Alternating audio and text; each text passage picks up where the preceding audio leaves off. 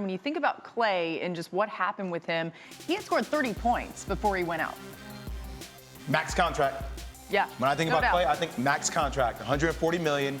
I know he just tore his ACL. I do not care. We do not know what's going on with Kevin Durant. Obviously, he went to New York. You know, they're dealing with their situation there.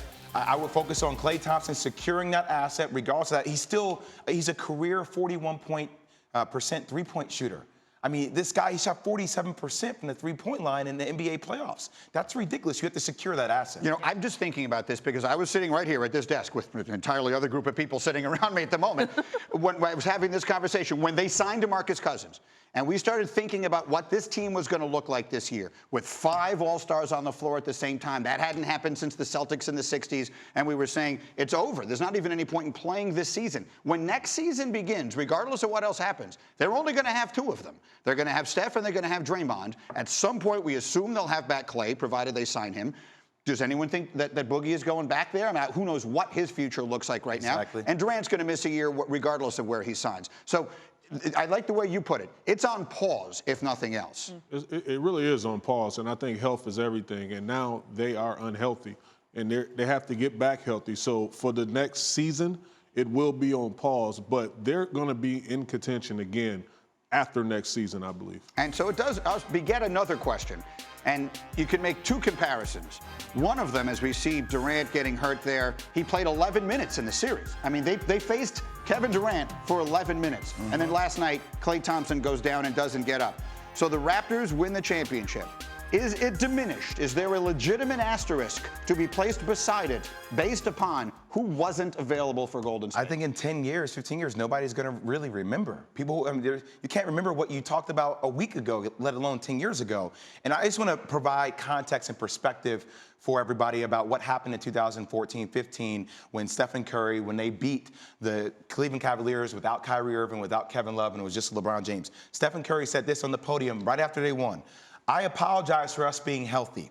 I apologize for us playing who was in front of us. I apologize for all the accolades we received as a team and individually. I'm very, truly sorry, and we'll rectify that situation this year. So, so let's make sure that's in context. That's really interesting. That's him addressing the notion that their title was diminished. Yes. Because the Cavs were all hurt, because Kyrie didn't play in that series and Kevin Love didn't play in that series. And we might talk about it because we know the nuances of the game. I don't think the average fan will go back and be like, whoa, you know, this guy didn't play, this guy didn't play. He's still going to say championship on his resume. I totally agree. And then I'm taken back because I posted a tweet a couple days ago, and I was talking about the '89 Isaiah Thomas run, comparing it to what Kawhi Leonard did this season.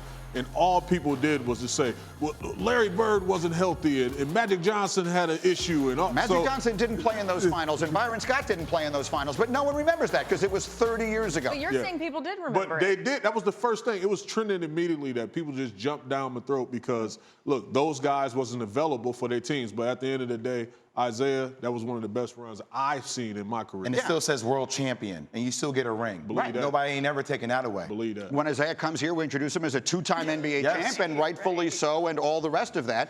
But I do think there is, look, if it is our job to provide context to this, this is the series that will be remembered. Every series has a moment. You think back to this final, that final. This was the series where Kevin Durant came back too soon. Right? That's going to be remembered. As brilliant as Kawhi was, and this is taking nothing away from all of our friends up in Canada who are celebrating today, and as Jalen would say, rightfully so. You deserve the championship, and there's nothing you can do about it. But this will always be the Kevin Durant finals, right? That's what will be remembered from these NBA finals far more than anything else. 1,000%. A player that we were talking about a month ago being the best player in basketball. To actually have an unrealistic conversation about the Warriors being better without him, we had to stop that. But yes, that's what this finals would be remembered as. I just want to say I give a ton of credit to the Warriors organization and Bob Myers for last night electing not to place Klay Thompson back out there on that platform. They protected him from himself. Protected him from himself. Do you think, had the KD situation not happened, do you think that they handle Klay any differently? It does end up being a torn ACL, so. I think they still would have protected Klay. I think that the Kevin, I'm going to say this, I really think the Kevin Durant situation, for as big as the Warriors are as a franchise, I think him being there made it bigger than what they were used to handling. I think it made it bigger than what they were used to handling. I think that was a completely separate issue. It was an anomaly, and that wasn't the way they would normally treat other players.